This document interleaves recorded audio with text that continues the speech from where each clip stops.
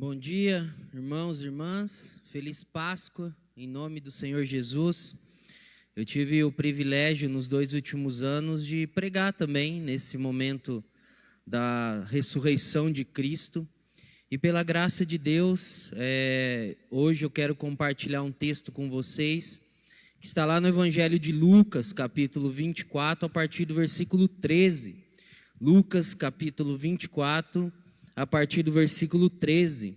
E eu quero conversar em cima do título, A Tristeza e a Ressurreição. Diz assim a palavra de Deus, Lucas 24, a partir do versículo 13. Naquele mesmo dia, 2 deles estavam de caminho para uma aldeia chamada Emaús, distante de Jerusalém 60 estádios. E iam conversando a respeito de todas as coisas sucedidas. Aconteceu que, enquanto conversavam e discutiam, o próprio Jesus se aproximou e ia com eles. Os seus olhos, porém, estavam como que impedidos de reconhecer. Então lhes perguntou Jesus: que é isso que vos preocupa e de que ides tratando à medida que caminhais? E eles pararam entristecidos. Um, porém, chamado Cleopas, respondeu dizendo: és o único, porventura, que tendo estado em Jerusalém, ignora as ocorrências desses últimos dias? E ele lhe perguntou: quais? E explicaram o que aconteceu a Jesus, o Nazareno, que era varão, profeta, poderoso em obras e palavras diante de Deus e de todo o povo, e como os principais sacerdotes e as nossas autoridades o entregaram para ser condenado à morte e crucificaram. Ora, nós esperávamos que fosse ele quem havia de remir a Israel, mas depois de tudo isso, já é o 3º dia desde que essas coisas sucederam.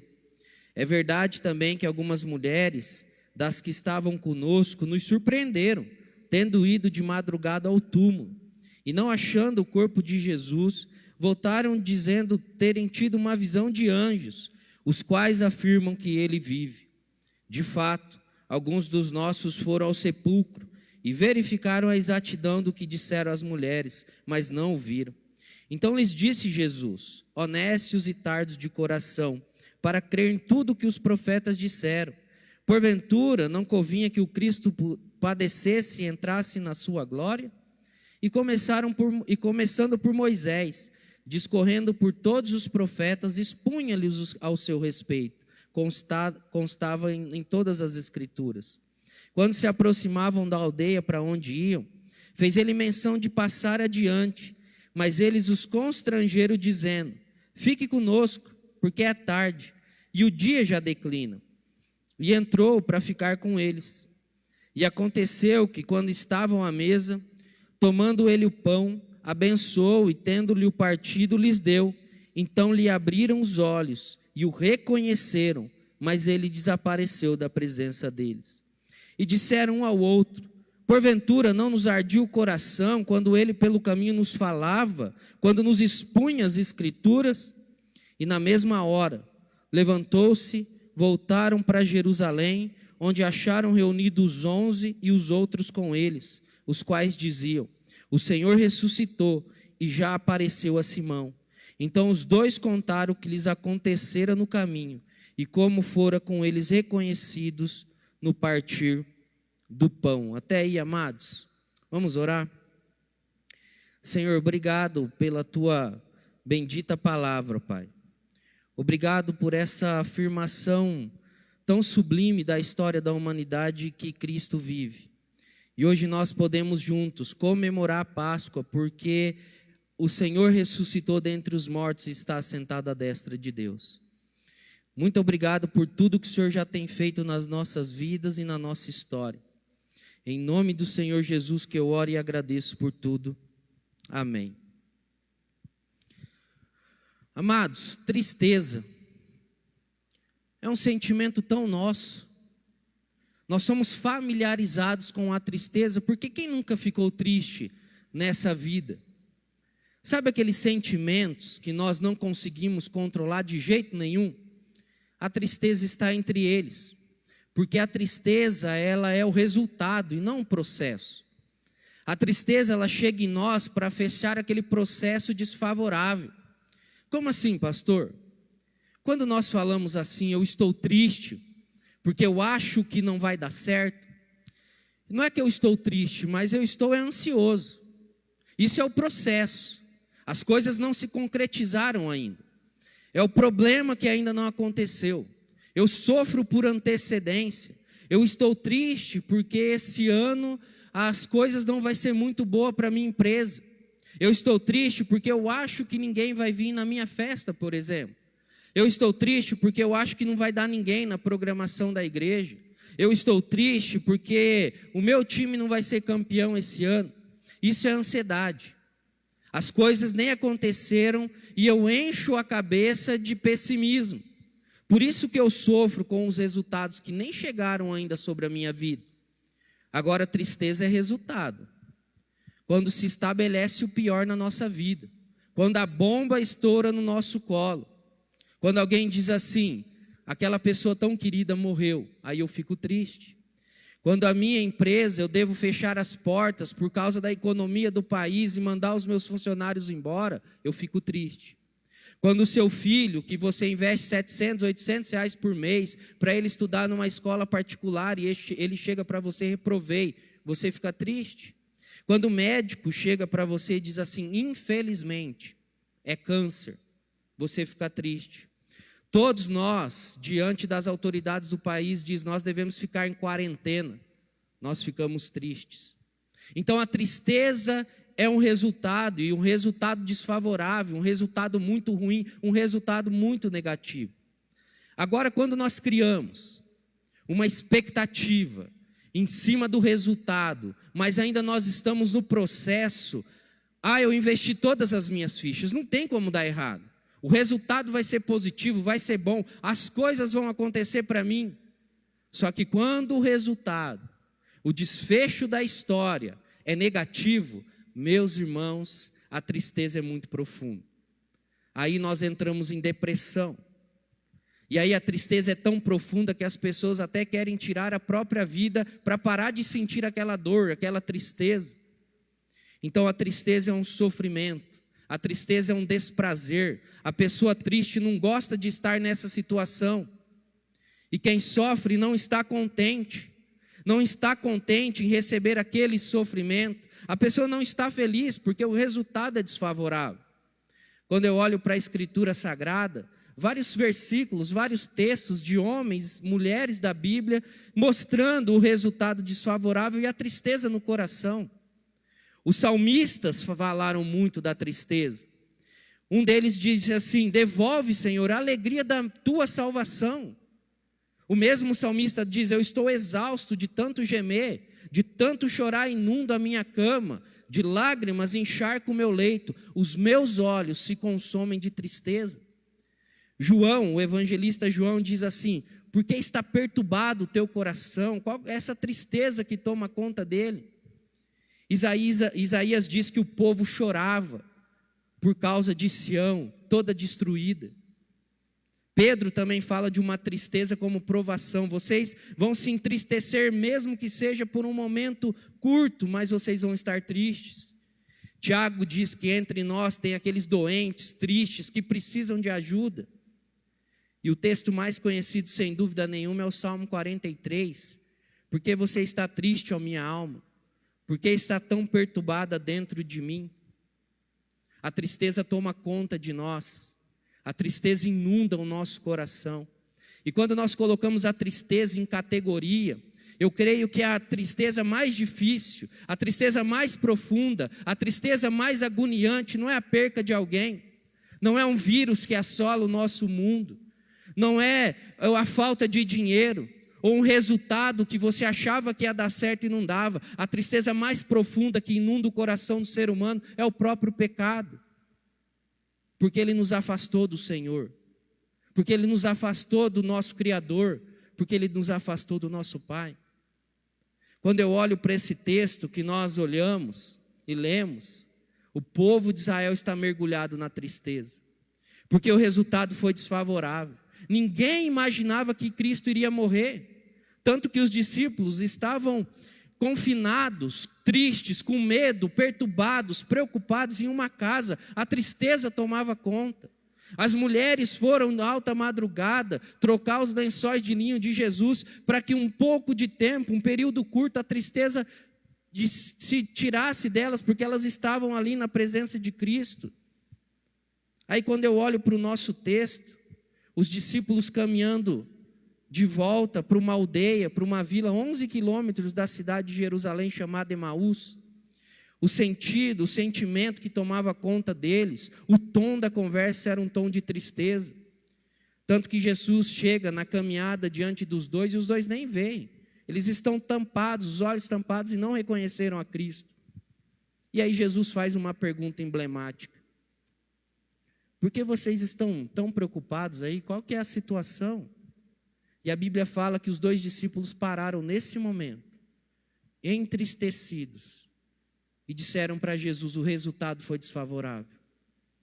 Eles mataram e crucificaram Jesus de Nazaré, aquele que nós achávamos, olha a expectativa, olha o processo, aquele que nós achávamos que iria redimir a Israel.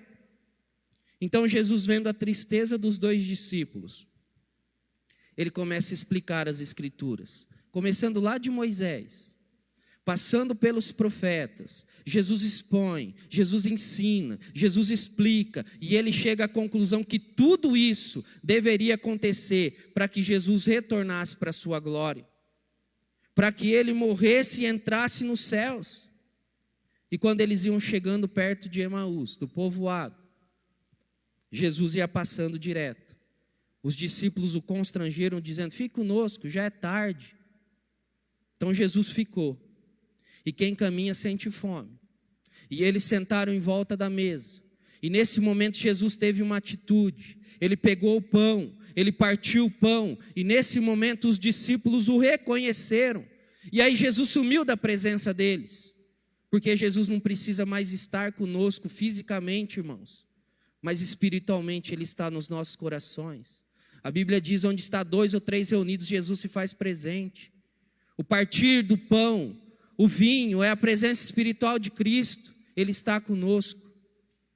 E quando Jesus foi, ele deixou algumas lições preciosíssimas para esses discípulos que estavam tristes, que o resultado não foi o que eles esperavam.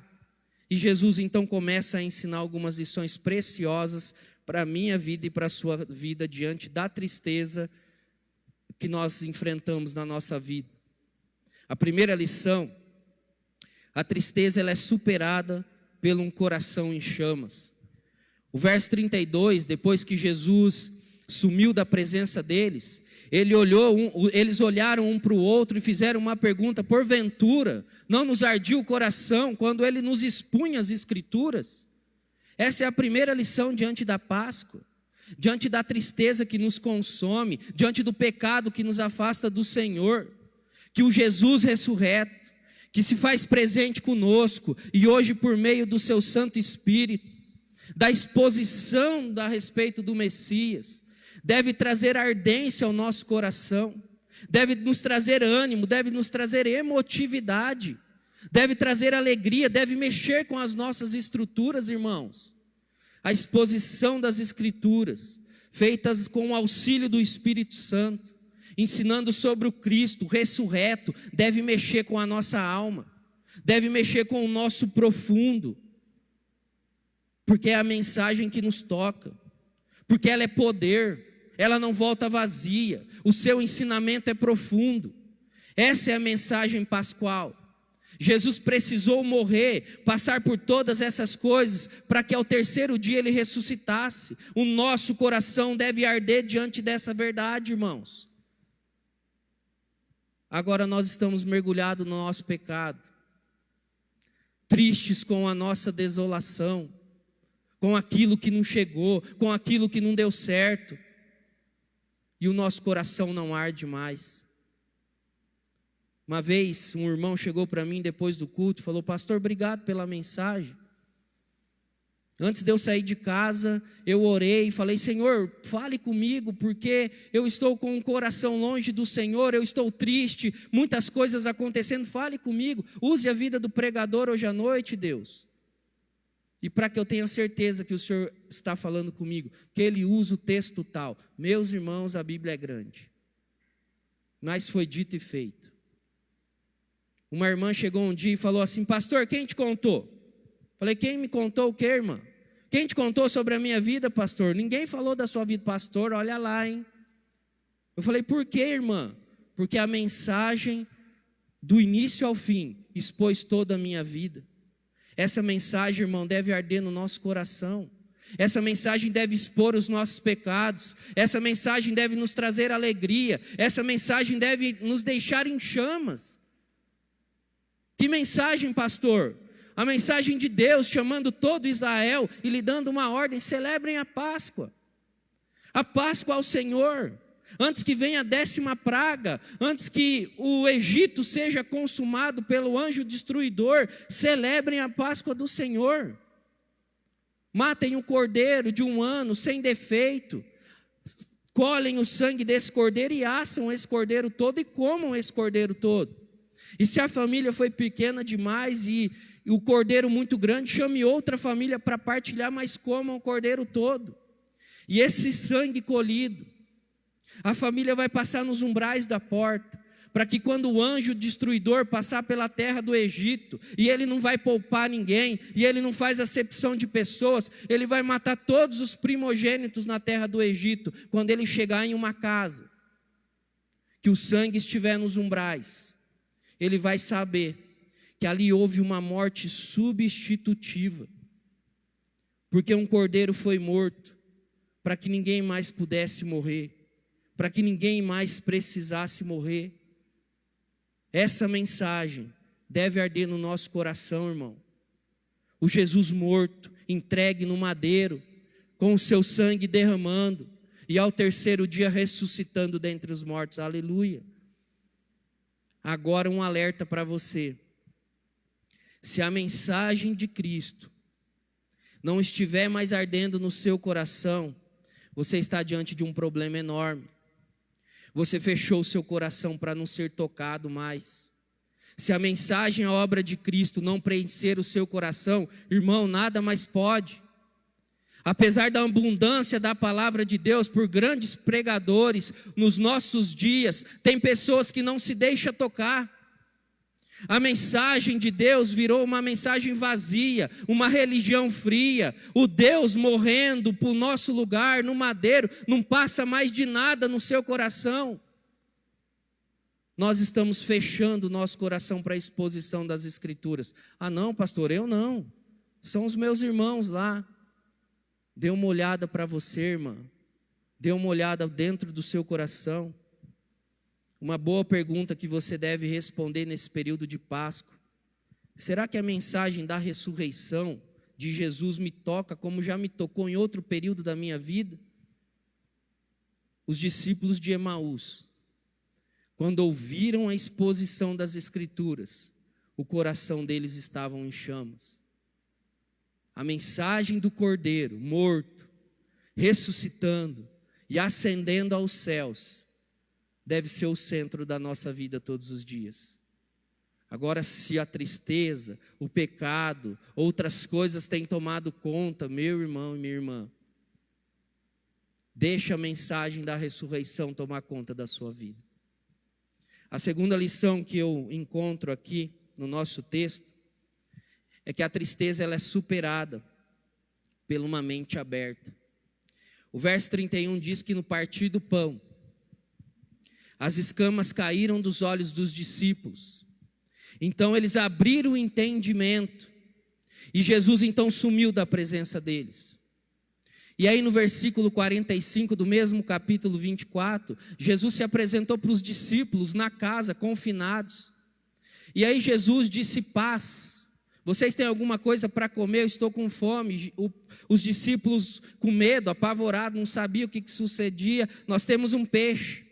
E nesse momento do peixe, quando Jesus estava partilhando, o entendimento dos discípulos foram abertos. Jesus está mostrando que a sua presença deve abrir o nosso entendimento, deve nos esclarecer as profundas verdades do Evangelho. O Jesus ressurreto esclarece a nossa mente para o entendimento das Escrituras.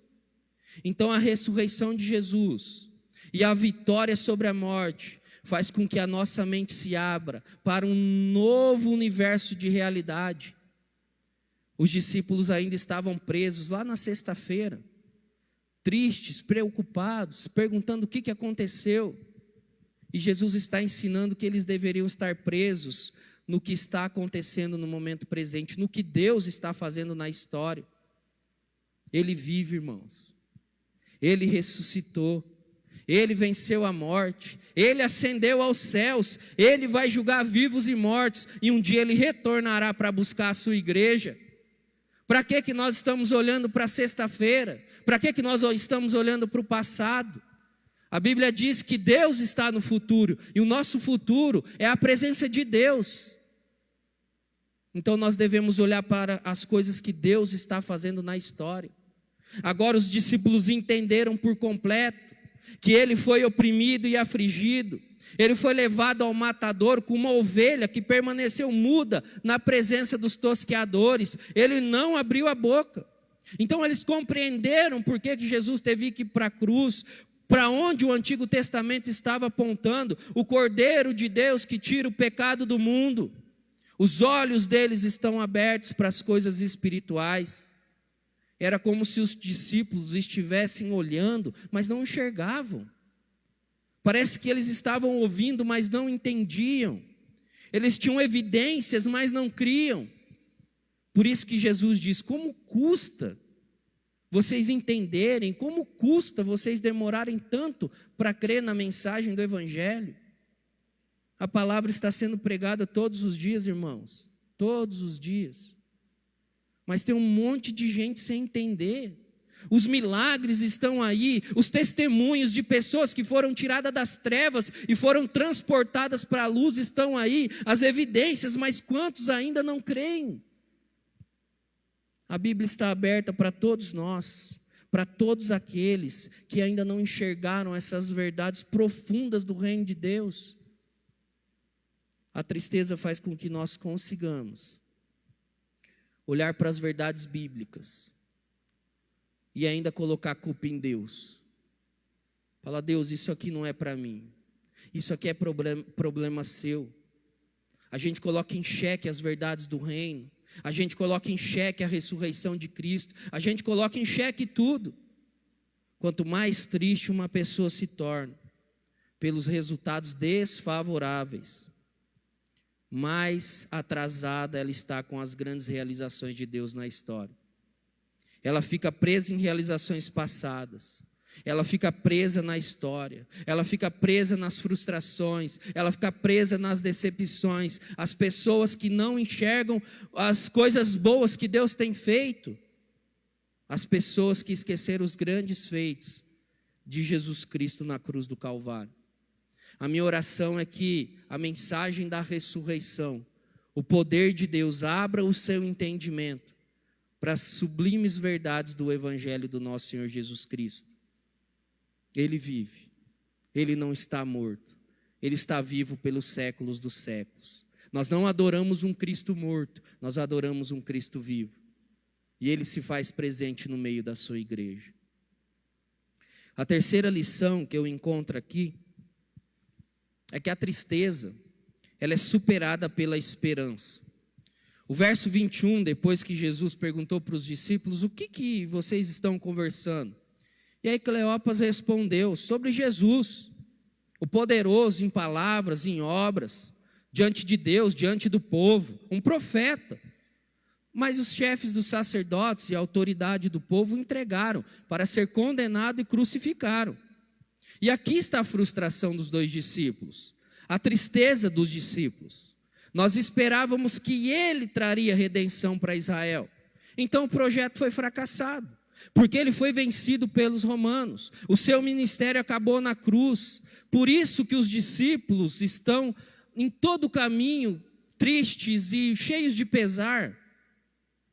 Os últimos acontecimentos acabaram com o projeto de redenção de Israel, porque todo Israel estava esperando um reino em projeto humano, em termos humanos. Na cabeça deles, com a vinda do reino de Deus, eles reinariam para todo sempre com o Messias aqui nessa terra.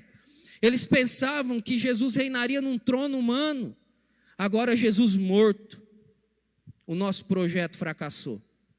Acabou a esperança. Não tem para onde olhar, não tem para onde caminhar, acabou. O problema é que eles não sabiam que a ressurreição do Messias, a vitória do Messias, a morte do Messias, quando Deus tira Jesus do império da morte e o ressuscita, Ele restaura o seu corpo literalmente corpóreo, seu corpo físico, que pode comer pão, que pode comer peixe. Então Deus começa a ensinar os discípulos, a abrir o entendimento dos discípulos, que a redenção que eles estavam esperando para Israel, na verdade é um projeto de Deus, de restauração de todo o universo corrompido pelo pecado. Essa restauração de Deus, de trazer a morte à vida, se inicia quando o corpo do próprio Filho de Deus é resgatado da morte. Deus está trazendo o mundo a uma nova ordem. O trabalho escatológico de Deus de renovar, restaurar, e diante da segunda vinda de Jesus, Ele vai trazer um novo céu e uma nova terra. Todo esse trabalho se inicia com a ressurreição de Jesus. Então o entendimento dos discípulos abre, e o coração deles flamejam diante dessa inegociável verdade. Então, amados, eles estão tristes com os acontecimentos. Agora eles começam a entender que a restauração não é apenas local, mas é um todo, é universal. Então eles se levantam animados, correm de volta para Jerusalém, porque eles foram da tristeza para a esperança.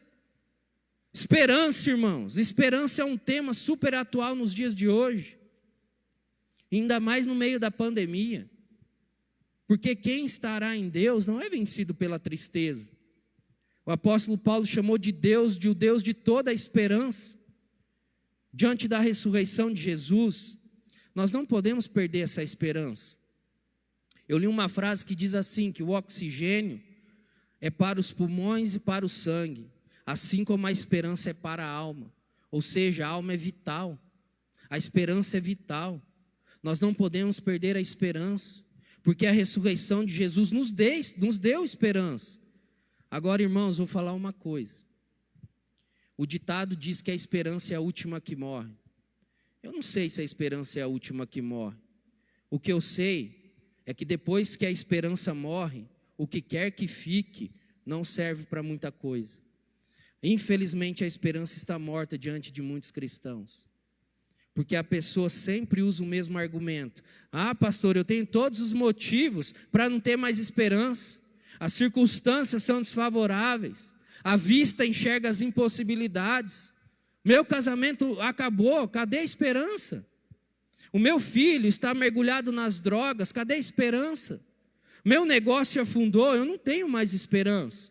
Eu estou carregando uma doença incurável, onde está a esperança nisso? A minha depressão é profunda demais, não tem esperança. Então todos olham para as impossibilidades, mas aleluia, para Deus nem a morte deteve Jesus, porque para Ele não existe impossíveis. Então nós entendemos que a nossa esperança não está em dias melhores. A nossa esperança não está no novo emprego que vai pagar mais. A nossa esperança não está em uma faculdade. A nossa esperança não está na cura do Covid-19. Essas coisas são boas, sim, mas a nossa esperança está em Jesus. Aquele que vive, aquele que ressuscitou dentre os mortos, porque Cristo morreu, sendo nós ainda pecadores. Que com o seu sangue Ele compraste para Deus os que procedem de toda tribo, língua, povo e nação. Então nós devemos passar da tristeza para a esperança, porque Cristo está reinando, irmãos. Ele se faz presente, Ele está com você todos os dias até a consumação dos séculos. Esperança. Há esperança para o Brasil, há esperança para a Europa, há esperança para a África, há esperança em meio a uma doença, há esperança em meio à falta de dinheiro, há esperança. Porque a nossa esperança é a pessoa do nosso Senhor Jesus Cristo. Enquanto os discípulos estavam olhando apenas para o momento presente, para a redenção de Israel, a esperança se foi. Mas quando eles olharam para tudo, o que Deus estava fazendo na história, a esperança deve ser algo presente nas nossas vidas. E por último, a última lição, para a gente encerrar, a quarta lição, é que a tristeza é superada pela boa notícia. Agora, com o entendimento aberto, o coração em chamas pela exposição das Escrituras, agora eles entenderam a missão deles. Nós temos nos nossos lábios a boa notícia de Deus. Nós temos no nosso coração o evangelho de um Cristo vivo, não de um Cristo morto. Um Cristo ressurreto que venceu a morte. Agora, entendendo que Deus começou a restaurar esse mundo deteriorado pelo pecado e pela corrupção, onde era apenas morte, Jesus começou a manifestar a sua vida. Então Jesus disse: o Espírito Santo vai descer sobre vocês, dando poder, para que desde Jerusalém, vocês levem essa boa notícia até os confins da terra. Onde essa notícia chegar, aqueles que estão tristes, aqueles que estão em pecado, aqueles que estão sem esperança, aqueles que perderam o ânimo no coração, a palavra vai penetrar no mais íntimo dessa pessoa e eles entenderão que são amados de Deus. Aqui eu entendo, queridos, que quando uma pessoa ela é alcançada pelo poder de Deus, ela descobre algo fantástico, que entre ela e Deus está tudo bem. Sabe, tudo que nós passamos, pecado que nós cometemos, as coisas erradas que nós fazemos, quando Cristo nos alcança, por causa da morte dele, as coisas ficam tudo bem entre eu e Deus, porque Cristo venceu a morte. Mas ele nos chama, ele diz: senta aqui do meu lado, olha para esse mundo, vê se está tudo bem. Não está, né? Então eu coloco no teu coração uma mensagem de fogo, no teu entendimento uma sabedoria que nem os sábios dos sábios são capazes de alcançar. E a sua missão é mostrar ao mundo que pode ficar tudo bem entre um pecador e Deus. Então vá, ou na linguagem bíblica, ide, e leva a mensagem com você. Essa mensagem que Jesus venceu a morte, essa mensagem que Jesus ressuscitou, essa mensagem que Jesus não está no túmulo. Leve o seu testemunho, vá. Eu tirei você da morte, eu transformei você em vida, agora vá. E convide a todas as nações a participarem da Páscoa, da ressurreição, da morte para a vida, vá. Nós somos luz às nações, irmãos. Precisamos ir. Jesus mesmo disse no Sermão do Monte: nós somos o sal da terra e a luz do mundo. A luz é aquela ideia de visibilidade, você tem que ser visível, não tem que ficar no anonimato, porque nós carregamos a mensagem mais poderosa da história, o Cristo ressurreto, vá. E nós somos o sal. O sal, ele preserva a deteriorização dos alimentos. Nós devemos preservar esse mundo com a mensagem do Evangelho, vá. Agora a tristeza tem tomado conta de muitos crentes.